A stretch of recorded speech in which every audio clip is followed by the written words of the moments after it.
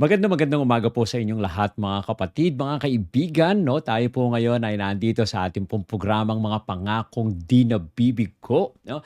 Atin po kayong binabati ng isang magandang umaga diyan po sa, mga tagapakinig po natin diyan sa Alicia, sa Tirad View, sa Santiago Isabela, sa Ilocos Sur, sa Mabuhay, Oriental Mindoro, sa Dipakula at saka sa Baler, 'no. Yan din po sa mga tagapakinig po natin diyan sa Nueva Ecija, sa Tarlac, sa Pampanga, sa Bataan at Zambales. At siyempre po, diyan din sa mga tagapakinig natin sa Cavite, sa Laguna, hanggang sa Batangas at Mindoro, 'no? Maabot po tayo diyan sa Mindoro. At siyempre sa iba't ibang mga lugar pa kung saan na naririnig sa ating pong online at napapanood sa ating pong online ang ating pong programa sa AWR 89.1. So binabati po namin kayo ng isang magandang umaga. Lalong-lalo na po ang mga tagapakinig natin dito sa Mega Manila, 'no? Magandang umaga po sa inyong lahat. Yan.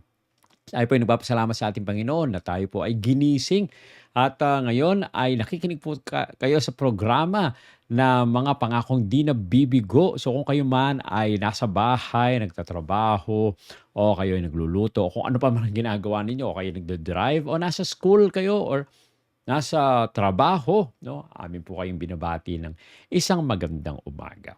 So ano po ba ang mga karaniwang hinaing ng mga tao ngayon?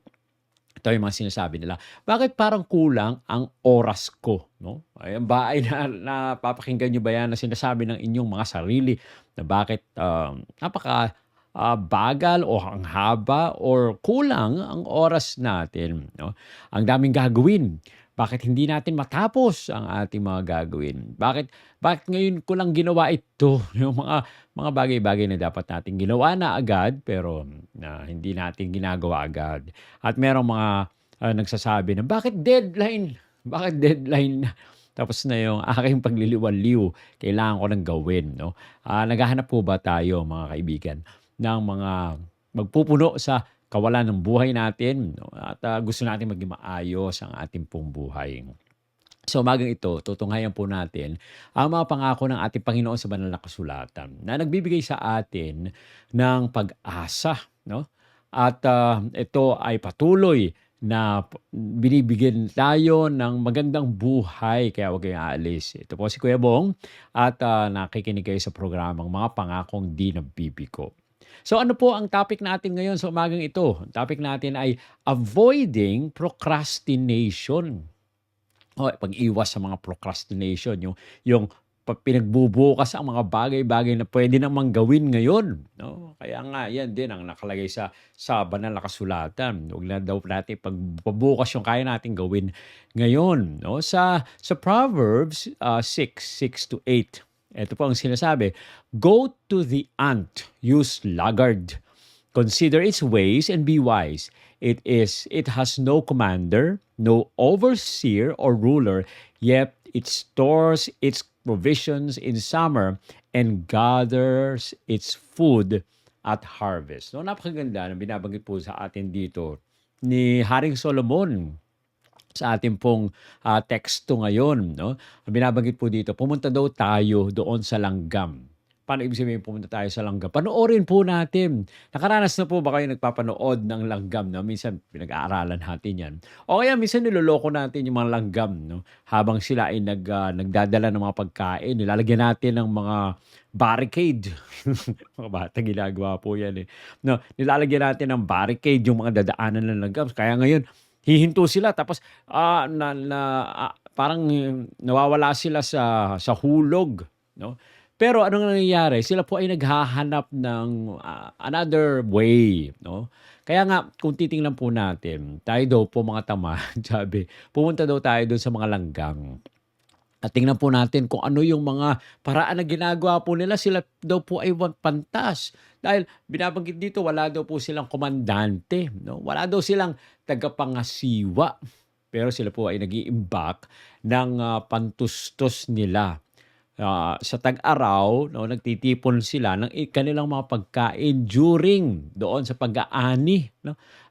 Ito po ay isang napakagandang halimbawa sa atin na tayo po ay maging masipag at tayo po daw po ay, 'wag nating ipagpabukas yung mga puwede nating gawin. Hindi po sila humihinto. 'No, sila pa ay naghahanap-hanap, minsan nagagalit nga tayo, eh, 'no, na kapag nag-iwan tayo ng ulam, nag-iwan tayo ng pagkain 'no, doon sa table natin, aba maya-maya lang nandiyan na yung mga langgam 'no, at, sila ay nandun na, kumukuha na sila ng pagkain dun sa pagkain natin. Na hindi po sila naghihintay ng kinabukasan para gawin ang mga bagay-bagay na dapat nilang gawin ngayon. Ginagawa na po nila 'yan 'no. Kaya nga tayo ay maaari tayong matuto doon sa mga langgam.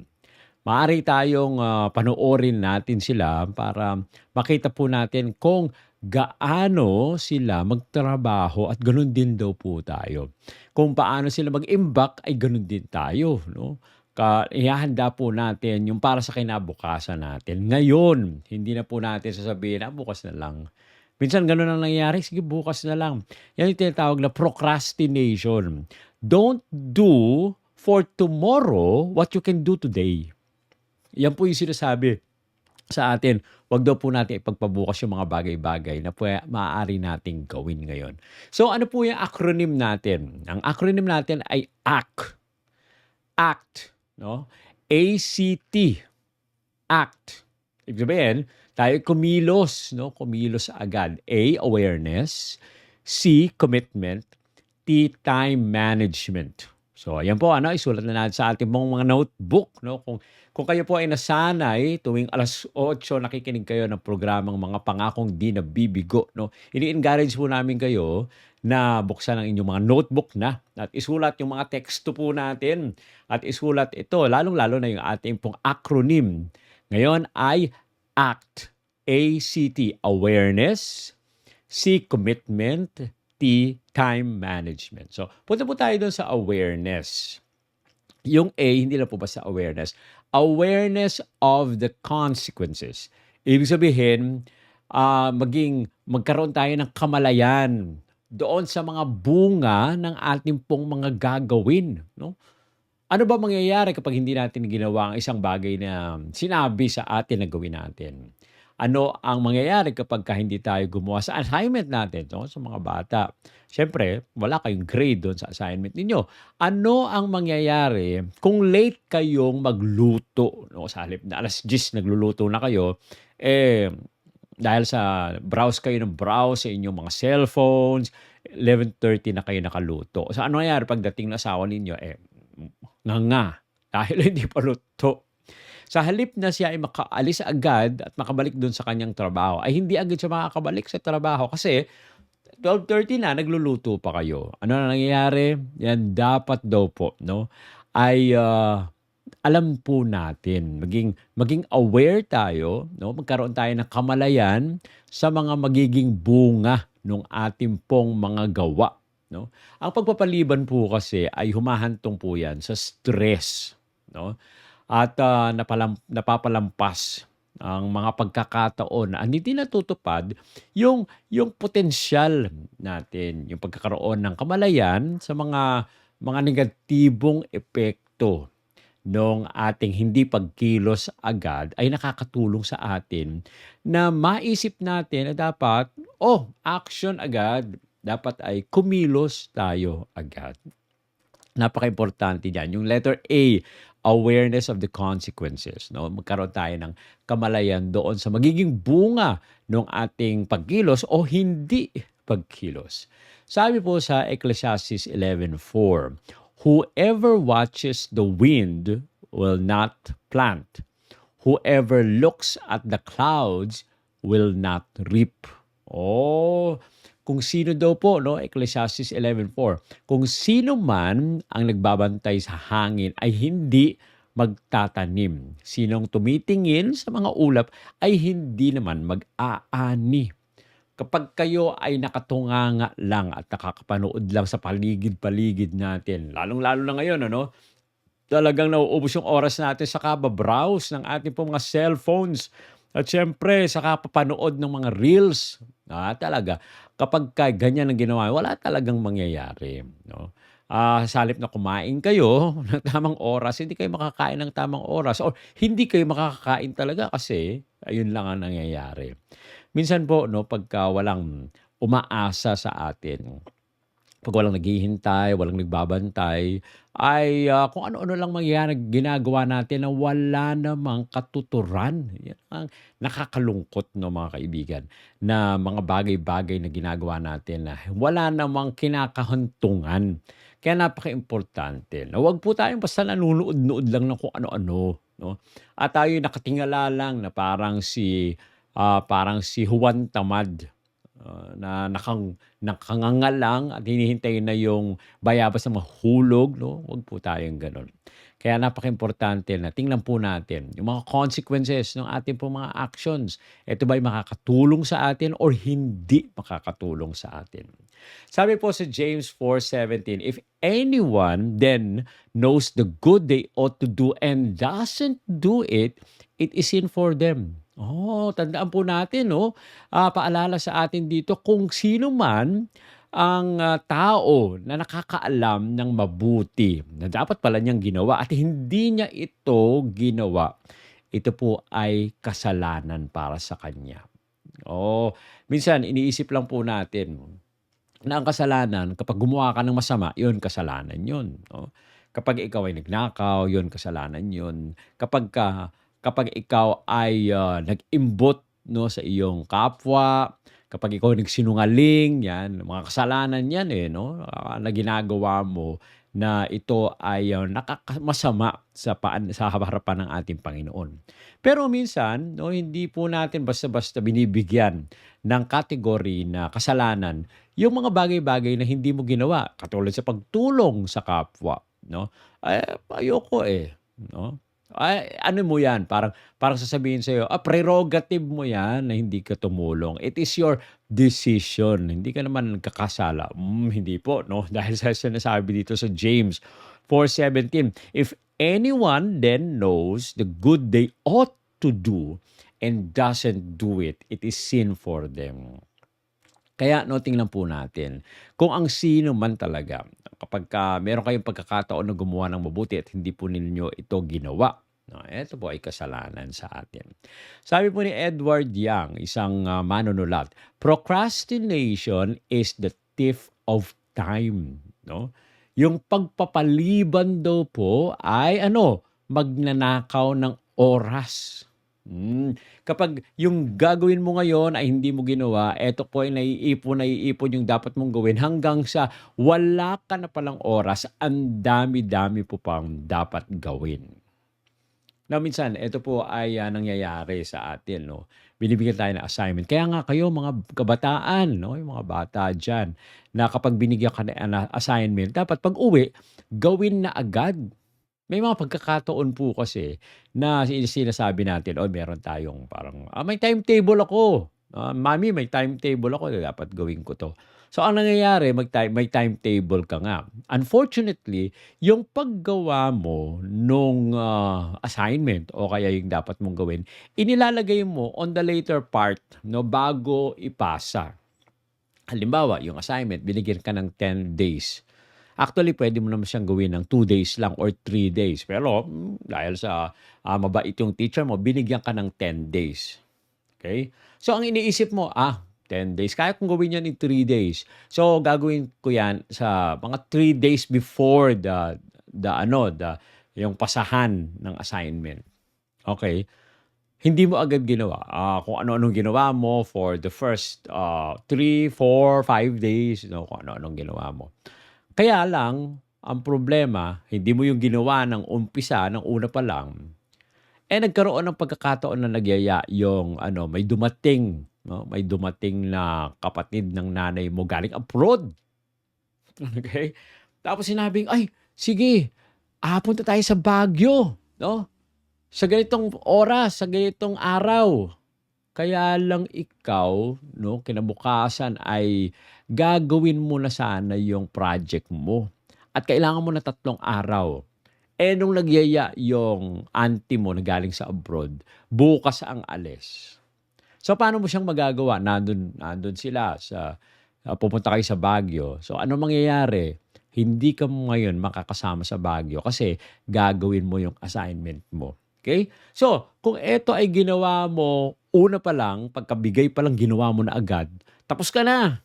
No? Kahit sino pang magyaya, kahit saan pa kayo magpunta, wala ka ng problema. Kasi, natapos mo na yung dapat mong gawin. Kaya nga, procrastination is the thief of time. Sayang yung oras, sayang yung panahon na nakagawa ka na o nakasama ka doon sa pamilya ninyo papunta ng Baguio. Nakakalungkot, no? Na ganyan ang nangyayari. Sabi naman ni Karen Lam, a year from now, you may wish you had started today. Ganyan nga po, no? Nasa huli ang pagsisisi. No? Sasabihin na sayang o katulad nung example natin kanina, nako sayang sana ginawa ko na nung isang araw o nung 2 araw, 1 week ago o 5 days ago. Sana ginawa ko na nung sinabi nung teacher na ngayon ay pwede niyang umpisahang gawin. Nagkaroon pa sana ako ng time, no? Para gumawa pa ng ibang mga bagay. Kaya napaka-importante. Kailangan ay ano daw? Be aware, no? Let us have the awareness yan, of the consequences. Kung alam po natin kung ano yung mangyayari, ay tayo ay mag-uumpisa na agad na gawin ang mga dapat nating gawin. Okay? So letter C, doon sa ating acronym na ACT, commitment to action. Mga pangako natin na tayo po ay umaksyon. Alam niyo po sa daigdig, no? Yung pag tayo po ay nagpapaliban, nangangailangan ito ng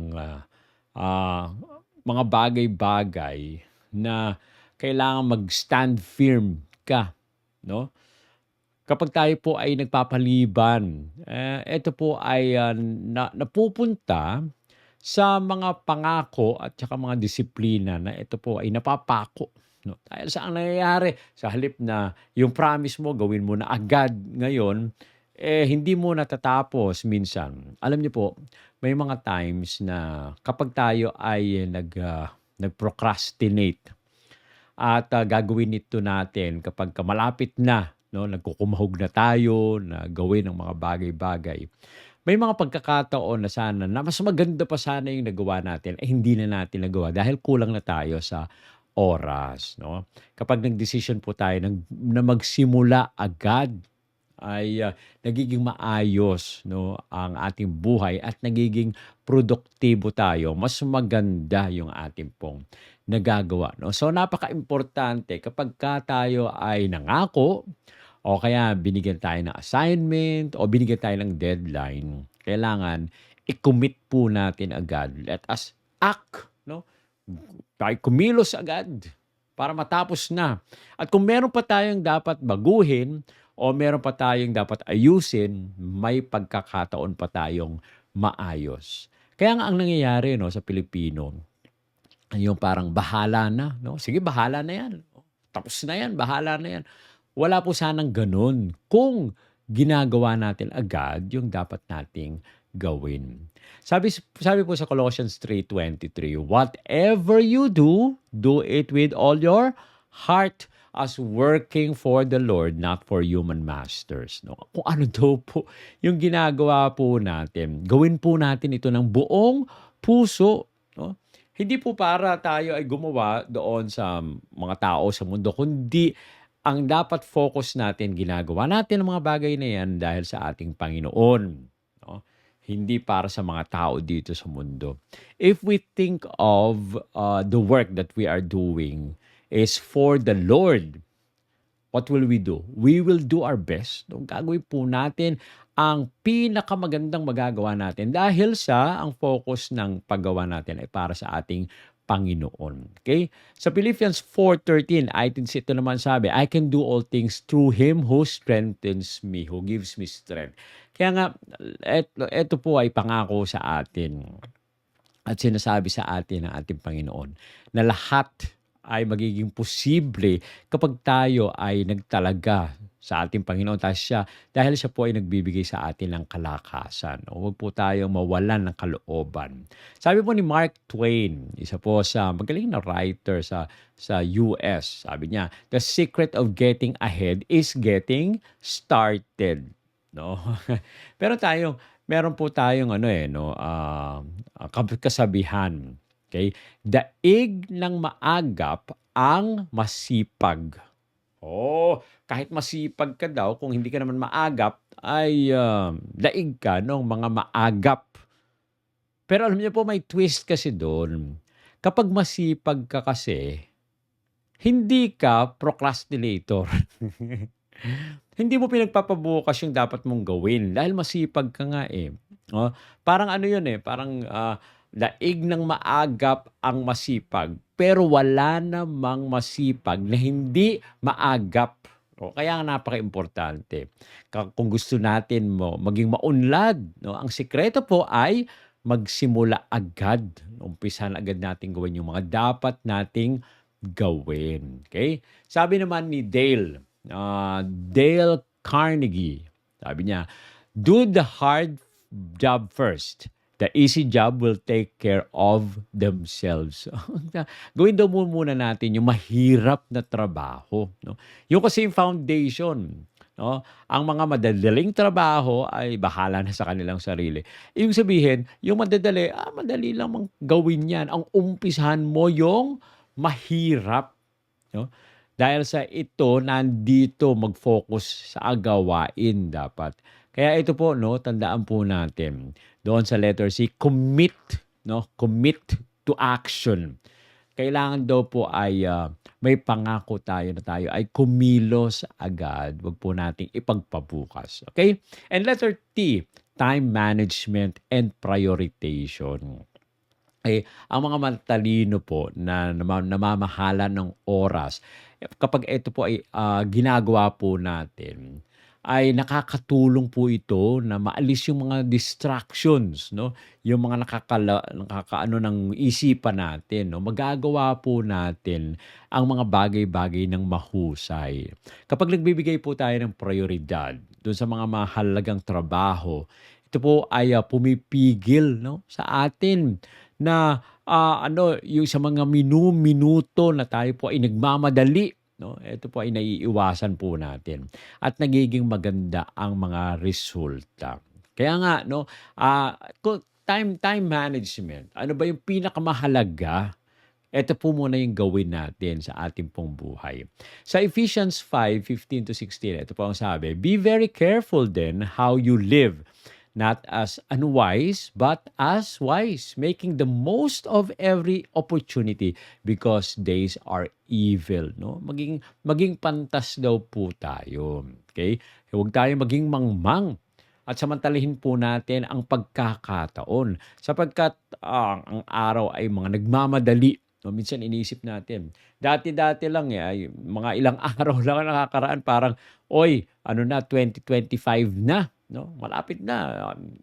Winelcome pa lang natin ng New Year, no? Pero ngayon, ilang araw na. Ilang araw na agad ang nakakaraan na parang ang bilis-bilis ng araw. Kaya po, no? Susunod-sunod Christmas na ulit. Talagang ang bilis-bilis talaga ng oras. Kaya nga napaka-importante kung ano ang pwede nating gawin ngayon ay gawin na natin. I-manage po natin yung time natin. No?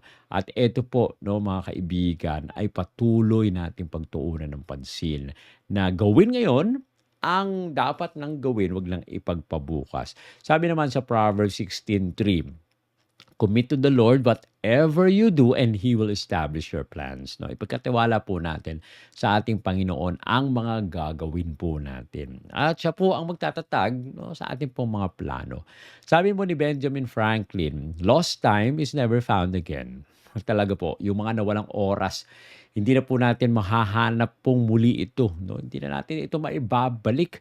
Kaya napaka-importante, pahalagahan po natin yung oras natin. Si Robert Kiyosaki, ito mo lang sabi, "Your future is created by what you do today, not tomorrow. Tama po ano, yung mga yung kinabukasan talaga natin ay nagagawa natin, nalilikha po natin ito sa pamamagitan po ng mga ginagawa natin ngayon. Hindi ito nalilikha sa mga gagawin natin bukas kasi plano pa lang yung gagawin natin bukas, puwedeng hindi ito mangyari. Pero yung gagawin natin ngayon ay ano, magagawa na natin. Kaya ano, tandaan po natin mga kaibigan na huwag tayong magpaliban 'no, ng mga bagay-bagay dahil maaaring madaig 'no, ang ating pong, mga, paggawa 'no, at, ito po ay panganib sa atin. Kailangan po tayong umaksyon agad 'no, at, yung pamamahala ng oras ay gawin po natin epektibo ito dahil sa hinahawakan po natin ito 'no. Kapag tayo po ay gumagawa ng mga maliliit na mga hakbang 'no, ito po ay nagiging produktibo sa atin. Kaya, sa ating pong paggawa pinaparangalan natin ang ating Panginoon. So tandaan po natin yung ating pong acronym 'no, na ACT, ACT. A, awareness of the consequences 'no. C, commitment to action. And letter T, time management and prioritization. No, wag po nating hintayin hanggang bukas ang mga dapat nating gawin. Magsimula na po tayo ngayon. Magtiwala tayo sa ating Panginoong Diyos at, tutulungan tayo ng ating Panginoon na tayo po ay, maging maayos sa ating pong mga gawain na hindi natin pinagpapaliban yung mga dapat nating gawin sa araw-araw. Maging masipag po tayo sa ating pong mga gawain 'no. So ayan po ang isa sa mga reminder sa atin, sa ating pong, pag-iwas sa procrastination 'no, avoiding procrastination. So tayo po ay manalangin. Ama naming banal Diyos na nasa mga langit ka, sa umaga po ito nagpapasalamat po kami na kami ay inyong pinaalalahanan na amin pong pahalagahan ang amin pong mga oras. Kung magagawa namin ang mga gawain na ngayon pa lang ay ito nawa po ay gawin po namin na hindi na namin ito ipagpabukas. Dahil alam po namin ang pagpapahalaga ng oras ay pagpapahalaga rin naman sa inyo. Kaya po Panginoon sa bawat araw ng aming buhay, nawa maging masipag po kami katulad ng mga langgam na gumagawa ng tuloy-tuloy at pumupuri sa inyong banal na pangalan. Maraming po salamat sa pagdinig sa aming dalangin. Ito po ang aming hiling sa pangalan ng aming Panginoong Hesus. Amen. Amen. Maraming salamat mga kaibigan sa inyong patuloy na pagsubaybay sa ating pong programang Mga Pangakong Di Nabibigo. Akin po kayong inaanyayahan sa sunod nating mga programa. No? Ito po ay bantayan po natin at tayo ay matuto sa mga pangako ng ating Panginoon. Muli po, magandang umaga at pagpalain nawa kayo ng ating Panginoon.